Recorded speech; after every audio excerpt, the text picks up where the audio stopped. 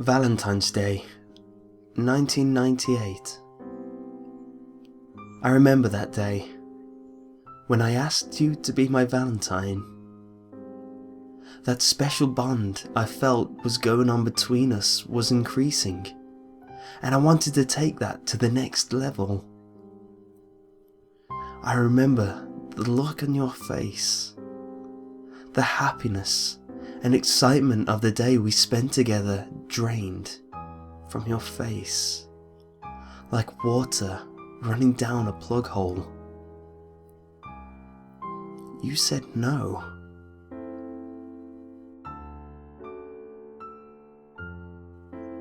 I loved you.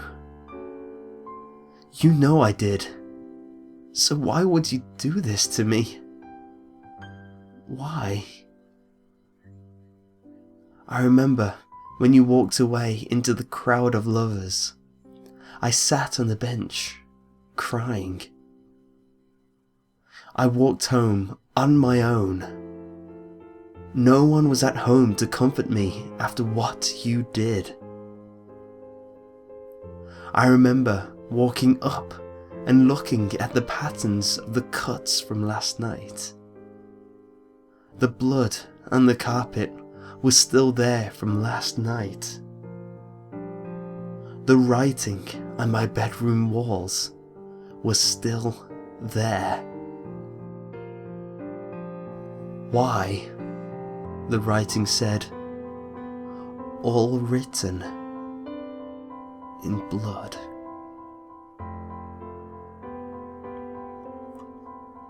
I remember 2 weeks later, I saw you on the street with another man, much younger and better looking than me. The pain just grew and grew.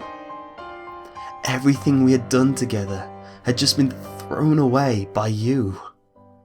Every time we screwed, you told me that you loved me and me only. I remember when I walked down that alley and that gang of thugs mugged me and killed me. I died thinking of you as the knife plunged into my chest, ending my life with the pain in my heart as the knife dug deeper into me. I could feel the life slipping away. The sheer pain was excruciating.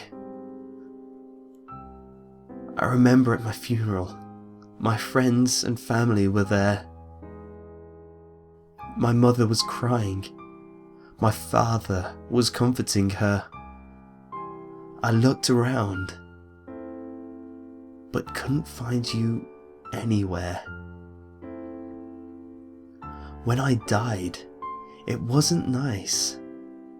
All I could feel was searing pain through my body, as if I was on fire.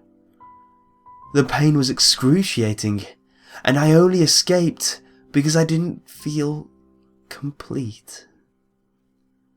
I felt I needed something more, and I knew what that was. Revenge. I don't know how I escaped, but it involved lots of pain. When I got back to Earth, I felt like going straight home to say hey to everyone and say I survived. Then I realized no one could see me. So I just decided to kill the thugs that took away my life. I could still move things, but I was invisible. It was great fun, and I enjoyed it so much. The first one I went for ended up face down on the ground with a cracked skull and no scalp. He never knew what hit him. I used the same knife he used to kill me to carve his pretty little eyes out of their sockets.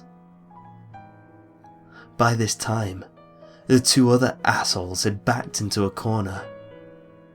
I ripped the first one's fingers off with my teeth. After that, I cut his eyes out, holding them in the same hand as the others. I knew what I was going to use them for. I was going to make a necklace for you.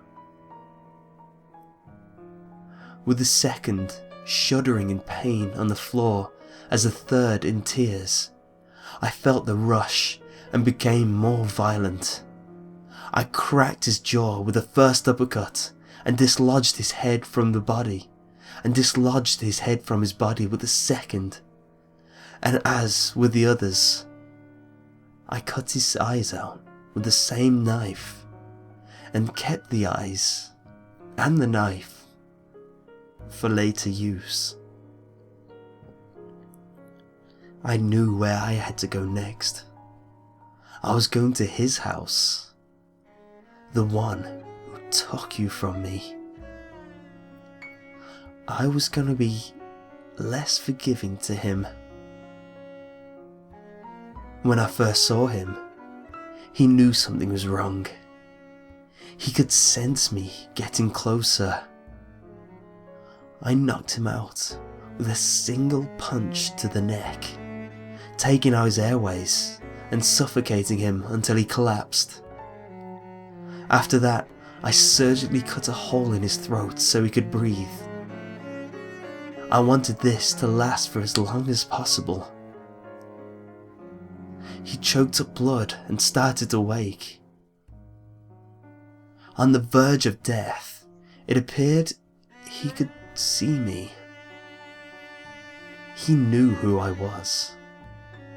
"But you were dead," he stuttered. He was so wrong. I cut his eyes out with him still screaming, then plunged the knife deep into his stomach, watching his intestines pour out onto the cold carpeted floor. At least I think it was cold. It was too drenched in blood for me to tell. I felt better after this, but still not complete. I was still missing something. It was you. I needed you. I would never be complete without you. So I set off for your house, whistling to myself along the way.